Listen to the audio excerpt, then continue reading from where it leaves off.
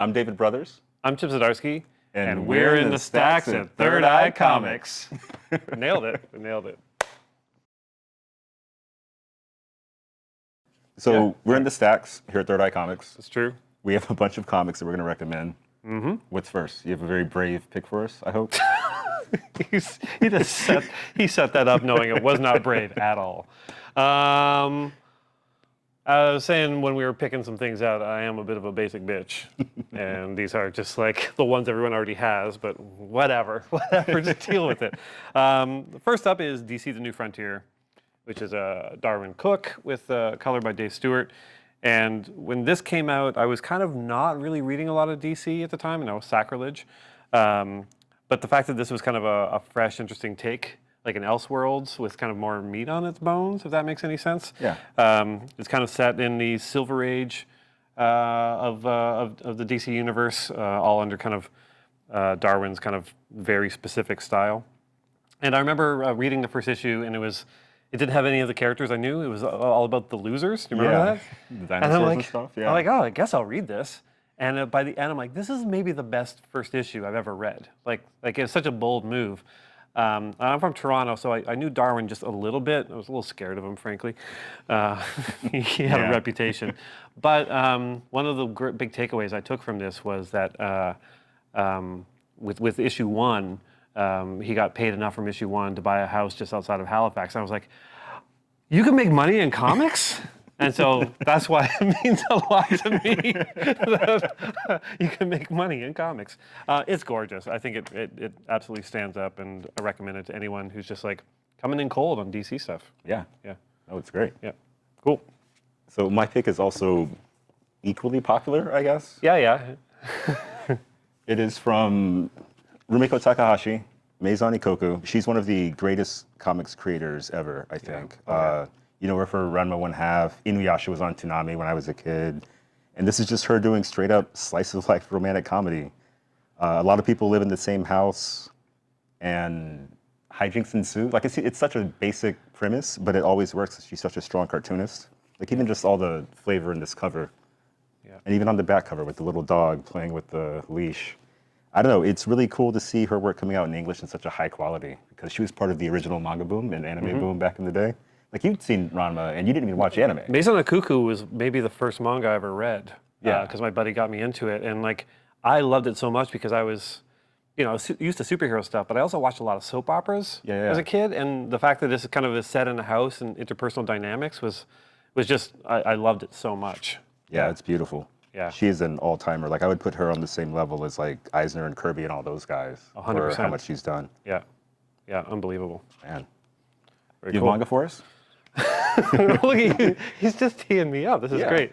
So David and I do a podcast with some friends called Manga-splaining, where they've been introducing me to all sorts of manga over the past few years because I'm stupid. And this one like really jumped out at me, which is The Way of the House Husband, which is basically about a gangster, like a capital G kind of gangster, who has retired from the lifestyle so he could support his graphic designer wife and be a house husband while she's at work. So it's like really intense scenes of him shopping for the perfect groceries, which sounds insane, but a bit of a name drop here, whatever. Good friends with Matt Fraction, and this reminded me of Hawkeye so much, the kind of the style of humor, so much so that I was sending him screen grabs of like and photos of certain scenes, like, oh, this is something absolutely I could see Clint Barton kind of caught up in. Yeah. Like it's so perfect. So if you're a fan of like Hawkeye, Way of the House Husband is awesome. I like it.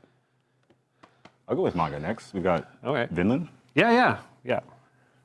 This is Vinland Saga Book 2. My recommendations for the entire series, but I think this also has a bunch of good bits in it. It's Viking comics, fundamentally. It's from the time before, I don't know, if you know Viking history, you can figure out where it takes place. But mostly it's about King Canute, Thorfinn, and all these guys who are kind of trying to live a life with as little violence as possible, because it turns out getting killed sucks. Yeah. And it's a meditation on violence, it's a meditation on love. There's a really good part where a guy kind of sits down and realizes that like if you truly loved someone, you wouldn't kill for them because that's making the world worse overall. like you'd find another route. It's And great. I was like, yeah. man. Yeah, there's some amazing themes. We covered this on our podcast, and there's some amazing themes through it. But also, if you're just a fan of like action, Yeah. like the cool, calm moments. The nice thing about manga is you can really kind of build up towards a thing. Mm-hmm. In superhero comics, it's a little hard because you got 20 pages, so like you have to have a fight every issue. So like your build-up is like 5 pages of people talking, and then they start punching. Whereas this, like, there's such a beautiful build-up to these big kind of epic scenes, and they're so beautifully drawn as well. Yeah, he's an amazing artist. Yeah, highly recommend it. I think there is one bit in the back matter where he's like, I went to, Denmark or wherever as a research trip, and he was like, oh no, there aren't as many mountains here as I thought. And he'd filled his manga with mountains in the background. Classic mistake. Yeah, typical artist move. Yeah, like whenever I do any story about the States, that's just like, it's like New York City everywhere. Yeah. Every city. Idaho, just boom. Cowboys on Broadway. Yeah. All right, I'll go for another one of mine, I suppose. Yeah. Now, this is not only just a basic bitch. This is also just me just shelling out for the character that I worked on for so long. This is Daredevil Born Again. This is the new kind of Marvel Premier Collection, smaller size. Miller and Mazzucchelli, I own this in several formats. It's probably the only title that I own several formats of it. Mm-hmm. I've often talked to David about my big IDW Mazzucchelli black and white book, which is gorgeous. I think it's maybe the best superhero comic of all time. 5 issues, super tight, really impactful, and just gorgeous and beautiful storytelling. Whenever I'm working with artists, I always, it's a jerky thing to do. I'm always like, when you're thinking of layouts, think of Daredevil Born Again. And it's just like, what are you doing? What are you doing? But it's like the high watermark. Like, I think the fact that every page is works on its own, even if almost nothing is happening, is a testament to Mazzucchelli's style and the way he kind of handles layout and storytelling in each page. It's the best. It's the best. So yeah, much better than my Daredevil. All-time great backgrounds on that one too. All my picks are going to be artist-focused, I think, because I've got Mike Mignola's Hellboy in Hell, which is kind of the end of Hellboy. Yeah. He doesn't get to hell, by living, let's say. Spoiler. Yeah, small spoilers, but it's basically Mike Mignola doing a victory lap for his series almost. I think there's 8 or 9 chapters, something like that. Maybe 10. Yeah. But it's just a classic Hellboy stories over and over and over. You hit all of the high points, the moody storytelling, the vampires, the demons, the weird poetry, all that stuff is just excellent. And this is a book I own in a couple formats. Okay. They made a giant hardcover version that is really handsome. It feels like a tome, Yeah, yeah. One of those. Hellboy's a title where, this will be a weird admission, I've never really read Hellboy. You can start with I this. have studied Hellboy. Like, it's the kind of thing, like I've read this, Yeah. but like I'm so engrossed in the art that like the story, I'm like, oh yeah, there's a story. Like, it's just so beautiful. Yeah. It's almost distracting from the story itself. Yeah, just aesthetics overall. Like, Hellboy is a big red demon, right? And now that he's in hell and dead, he's kind of pasty and desaturated. Yeah. And that's such a cool visual idea. Like, Mignola is such a cool thinker. And the book is just all bright yellows and reds. It's amazing to flip through. Mignola does the color, or is it Dave Stewart? Dave Stewart. Yeah. Though this one might be... No, this one's Dave Stewart, yeah. Clem Robbins on letters. Yeah, so good. Classic Hellboy team. Yeah, that's great. All-timer. Cool, all right. This is kind of a little blast from the past for me. This is American Elf, James Kochalka, and it's his diary. So he's like a cartoonist, super funny. And there's a period kind of in comics, maybe I've overblown it in my head, but like there were so many people doing autobio comics, and they were so boring. I'm glad I didn't say a name when you paused right there. Yeah. It was a period in comics. I think the web kind of opened it up to people too. Like, oh, I just post a comic online every day, and this is my life. Oh, I had dinner with my wife, and she was mad at me or whatever. So Kochalka, these are autobio comics, but obviously he draws himself as an elf, which kind of adds a nice magic realism to it all. Yeah. But also he's just super funny. So every kind of instance through this book, even if it's mundane, he's got such a magical way of thinking, especially when he has kids. Like and he engages with them. It's super charming, super funny. Highly recommend it. American Elf. It's the collection of his diaries. Yeah, they may have to bleep this, but did he do Super Fuckers? Yes, That yes, was he really did. funny. I mean, the best part. Okay, the best part about super fuckers. I'm sorry, Yeah. bleeping is going to have to happen. Super effers Yeah. is. Do you remember at the back the bio photo for him? No. The bio photo. I mean, this is a very chip move. I picked up a lot from James Kochalka. It's just him lying on a bed, looking at you like this, but he's fully naked. So it's just his beautiful bare butt as he smiles at you. And yeah, no, he's a king. We got to get you guys in the same room. Maybe not. I've met him a couple times, and he's very charming. Yeah. This one's a blast from the past for me. This came out while I was working at Image, where I met Mr. Zdarsky here. Mr. Zdarsky, my goodness. We'll never hear it again. No. I Killed Giants by Ken Nomura. It is a collection of several short stories, 13 short stories by the artist Ken Nomura, who's fluent in Japanese, Spanish, and English. So he's really killing it, I think. And they're all stories. Henshin means transformation or transform in Japanese. It's what Kamen Rider yells when he turns into a bug monster. It's what like the Power Rangers do when their costumes appear. And it's just when you go from one state to another. And these are a variety of down-to-earth and really outrageous stories about transformation, the kind of the things you go through in your life. There's a lot of Japanese, there's a lot of Spanish. It's melancholy, it's funny. This was one of those books where it came out and I was like, I hope this sells like a jillion copies. Yeah, yeah. You know? Did it? I don't think so, but I think it did pretty well. Okay, that's good. Like That's he's good. still working, so. Yeah, no, it's beautiful. Look how good this cover is too. Yeah. Such cool colors. Yep. All right, let's see here. Yeah. I'm gonna dig a little deeper here. A real obscure title. Look, technically, legally, I have to promote this, and I don't want to. But because it's CanCon, it's Scott Pilgrim. Look, we've all read it, so I don't even know what I'm doing here. But I love this book. This is one of those things that it was under the radar when Volume 1 came out, and I think also when Volume 2 came out, and Volume 3 is when it really hit. And I met Brian kind of around that time, and the fact that it was all set in Toronto just meant like so many of the friends that I knew were in this. Like the characters were kind of based on them. Situations were based on situations like we'd all experienced in Toronto. So it kind of really hit me hard that like, oh, you could actually tell a story about your hometown, and not be ashamed of it. Because Canadians are kind of usually ashamed to tell stories set in Canada. So yeah, it's beautiful. It's gorgeous. When the movie was filming in Toronto, I went out to become an extra for the big crowd concert scene, and I was told I was too old. So yeah, so it hits me in a bunch of different ways. But anyways, That was like 20 it's years beautiful. ago. I know. I was still too old. I've always been old. Yeah. Or I looked old. I don't know what it was. Yeah, but it's still just such an amazing book. And if you haven't read it, whoever you are, you should really check it out.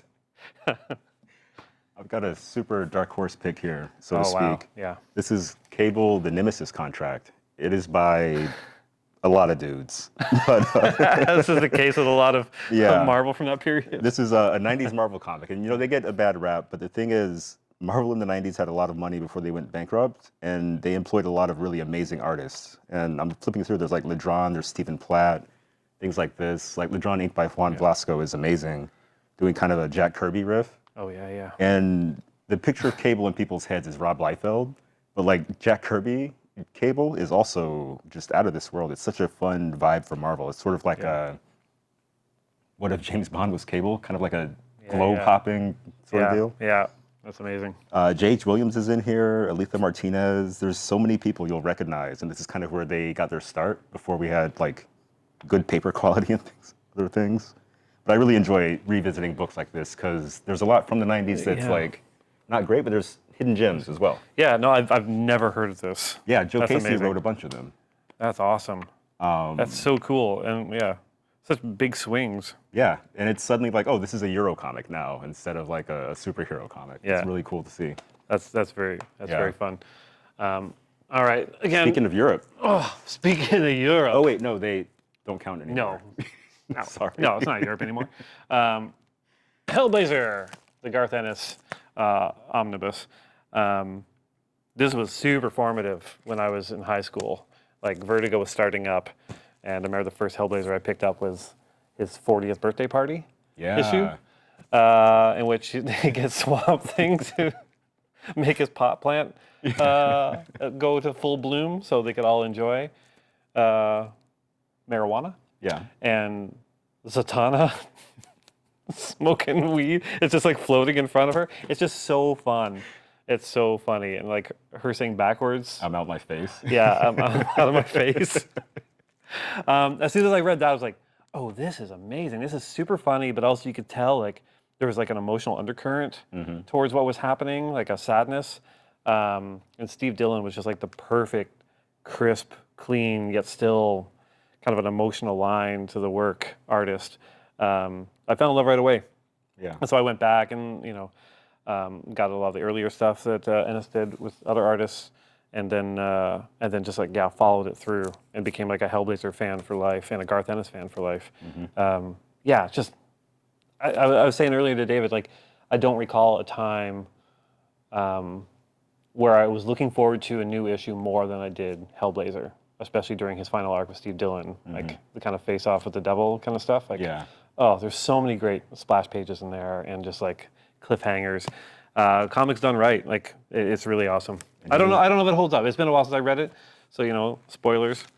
But yeah, he was really like 23 when he was doing those, or 24 or something. That's insane. When you find out how old people were when they were making this stuff, it's like, what? Like he was a small baby for a long time. Wow.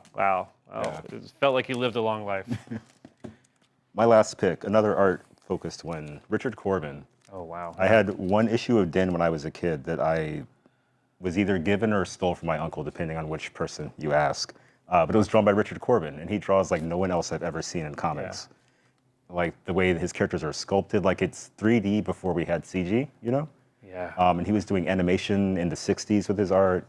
And he's been an artist where you can look at him and just sort of like intuit a lot. And I appreciate that kind of depth in the storytelling. Yeah. And this reprint project, it's from Dark Horse and the Corben estate. It's putting all this stuff back into print. Like you couldn't get Corben comics except in quarter bins for a long time. And then you couldn't get them except in like expensive bins for a long time, which sucked like a lot. So these are like perfect, like good quality. Jose Villarrubia has been recoloring them. Oh, wow. Recolored and relettered. Nate Piekos is relettering them. So it's like paying homage to a master in the best possible way, which is like making sure their art's available for people to see. Yeah, it's so funny because like I first encountered Richard Corben in Hellblazer. He did the art with Azzarello of like Constantine in prison, and it's so good. Yeah. It's so good. He's so good at drawing like beefy guys too. Yeah. Just because of the kind of the structural component of his work, like everything feels really solid. Yeah. Yeah. No, Richard Corben's amazing. Yeah, you should definitely check that out. Yeah. Cool. I think we've proven we have fantastic taste. Well, maybe one of us. Well, have you heard about Scott Pilgrim or Daredevil? Like, so yeah, I think that's it from us at the Third Eye Stacks. Yeah. I hope you read some books, even if it aren't these books. You should read this book. What's this one? Oh, let's not do that. We won't. No, I was pretending like I didn't want you to do it. No, it's too late now. That's awkward. All right. We'll see you later.